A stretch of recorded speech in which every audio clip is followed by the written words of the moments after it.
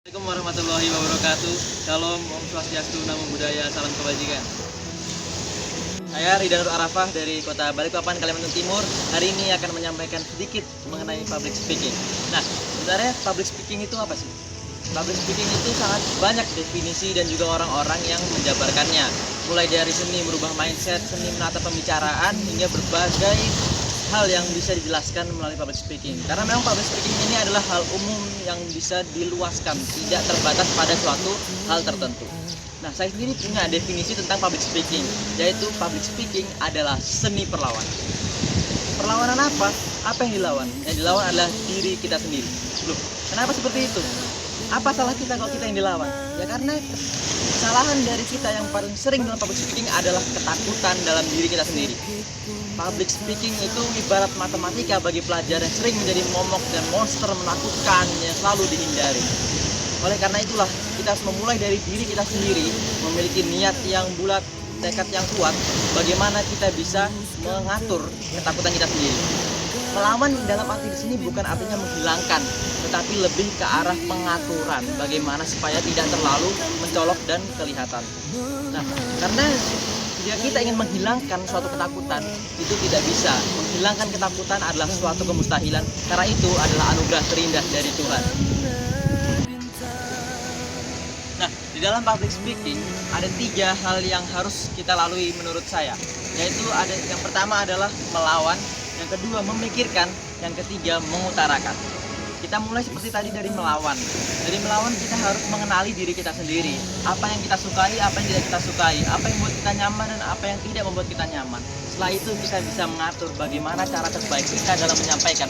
Karena setiap orang mempunyai cara masing-masing untuk menyampaikan sesuatu dan tidak bisa diseragamkan. Yang kedua adalah memikirkan. Memikirkan ini artinya kita menyusun apa yang akan kita sampaikan. Di mana dalam menyusun hal yang kita sampaikan ini ada beberapa hal yang harus kita kuasai. Yang pertama adalah penguasaan akan materi.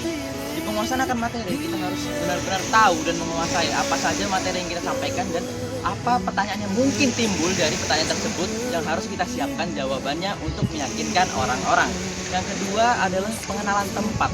Pengenalan tempat ini yang paling sering diremehkan. Padahal pengenalan tempat ini sangat penting, di mana pengenalan tempat berfungsi bagi kita untuk menyesuaikan diri, seperti untuk mengadakan ice breaking atau juga mengadakan games-games menyesuaikan dengan tempat yang ada. Lalu yang ketiga adalah pengenalan audiens. Kita harus mengenal siapa yang kita bicarakan, siapa yang kita sampaikan. Menyesuaikan kata-kata, seperti misalnya akademisi, maka kita menggunakan kata-kata ilmiah. Ketika dengan para pelajar kita menggunakan bahasa-bahasa sehari-hari.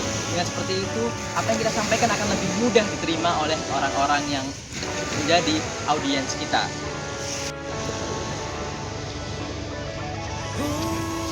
Nah, kembali lagi di dalam public speaking, untuk kita melaksanakannya ada 4 hal yang harus benar-benar kita pahami. Yang pertama, kita mulai dari perencanaan. Nah, di perencanaan seperti sudah disebutkan tadi, yaitu pengenalan-pengenalan yang telah saya jabarkan. Kemudian tidak hanya itu, tetapi juga kesiapan mental kita, kesiapan kita akan penerimaan audiens nantinya, dan juga kesiapan hal-hal yang lain seperti biaya, tempat, dan segala macam.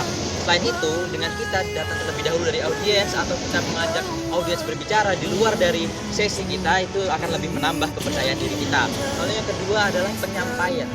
Penyampaian ini adalah poin paling penting, di mana bagaimana kita menyampaikan itu adalah yang orang-orang lihat. Orang tidak akan mengetahui atau bahkan terkadang tidak peduli apa yang kita sampaikan itu benar atau tidak, karena mereka juga tidak mengetahuinya terkadang. Nah, tetapi yang mereka lihat adalah kita bagaimana menyampaikannya, apakah bagus, apakah intonasinya kurang, apakah pembawaannya sudah baik. Nah, itu yang mereka lihat sehingga mereka bisa akhirnya mencerna dan mencari tahu apa yang belum mereka ketahui. Lalu yang berikutnya adalah penguasaan. Di penguasaan ini artinya kita harus bisa menguasai audiens kita, menguasai panggung tempat kita berbicara. Kita tidak boleh kalah daripada audiens, kita harus bisa menyihir mereka, istilahnya adalah membuat mereka fokus kepada kita. Apa yang kita sampaikan, mereka terus ikut larut seperti cerita di dalam dongeng-dongeng. Lalu yang terakhir adalah penutupan. Penutupan haruslah berkesan, penutupan haruslah memberi suatu kesimpulan, bukan hanya sebuah omongan, tetapi harus bisa memberi kesimpulan dan juga jawaban atas apa yang belum diketahui sebelumnya. Nah, di sini kita bisa menambahkan berbagai quotes atau semangat motivasi untuk orang-orang agar bisa menerima apa yang kita sampaikan.